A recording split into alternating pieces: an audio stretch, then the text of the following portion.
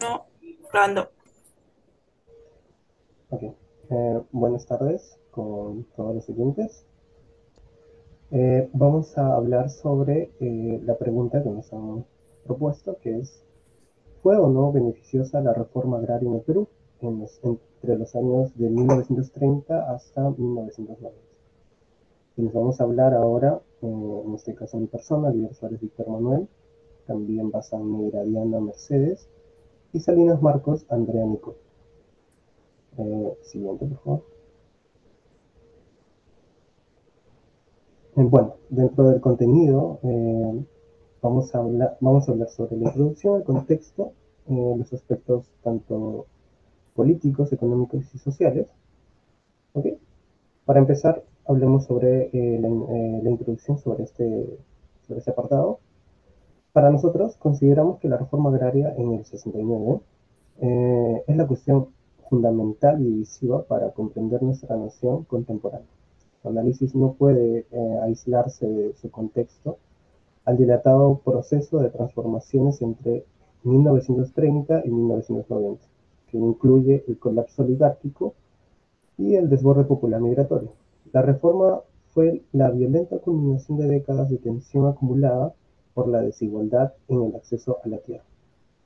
Para formular una opinión equilibrada, examinaremos cómo este cambio radical impactó las estructuras de poder, la productividad del agro y la ciudadanía, sentando las bases, entre positivas y negativas, del Perú de hoy. Siguiente, por favor.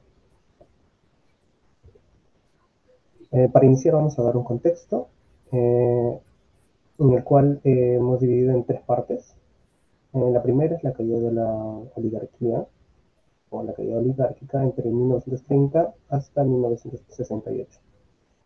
En la parte política, el poder lo ejercía una pequeña élite limeña, que sería la oligarquía, pero su dominio fue constantemente desafiado por el surgimiento de partidos populares, como el APRA, y esto pues llevó a una gran inestabilidad con constantes golpes militares que intervenían en la política para mantener un estate quieto, se podría decir, ¿no?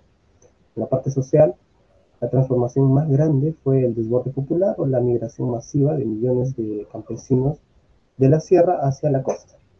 Esto hizo crecer explosivamente las ciudades, especialmente Lima, generando los pueblos jóvenes, entre comillas, y creando una nueva clase social urbana que exigían inclusión y servicios. En el segundo periodo, la ruptura y el estatismo, entre el 68 y el 80. El golpe de Juan Velasco Alvarado en el 68 rompió con el pasado, ¿no? El Estado asumió un rol centralizador y nacionalista, expropiando empresas extranjeras e implementando la reforma agraria en 1969. Políticamente se desmanteló a la oligarquía, pero económicamente el excesivo control estatal y la mala administración sentaron las bases para una crisis económica que se venía. Y por último, la crisis terminal entre 1980 y 1990.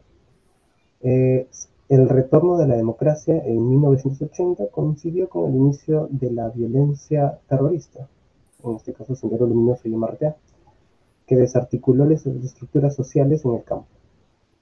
Y económicamente, la década se caracterizó por la hiperinflación y el colapso económico total, conocido como la década perdida, forzando a la mayoría de la población a caer en la informalidad para sobrevivir. Y en esencia este periodo es de la transición violenta de un país feudal y oligárquico a una república moderna con instituciones frágiles, un Estado centralista y una gran deuda social. Le paso a mi siguiente compañero. Compañera. Respecto al aspecto político, ¿no? De la reforma agraria de 1969, esta transformó el poder del Perú, ¿no? Hasta ese momento, los hacendados controlaban la vida política y social de muchas de las regiones rurales, ¿no? Y con la reforma, el gobierno militar quiso eliminar lo que es la oligarquía agraria, ¿no? Y fortalecer la presencia del Estado. En 1971 se creó un programa que se conoce como SINAMOS, un Sistema Nacional de Apoyo a la Movilización Social, la cual buscaba que los campesinos no se pudieran organizar y educar políticamente, ¿no? promoviendo su participación en las decisiones locales y rurales, ¿no? Sin embargo, aunque este periodo se buscaba la inclusión, en la práctica, en el gobierno de Velasco fue autoritario, ¿no? No había elecciones ni libertad política. Por ende, esto limitó la participación real de la población en la toma de decisiones.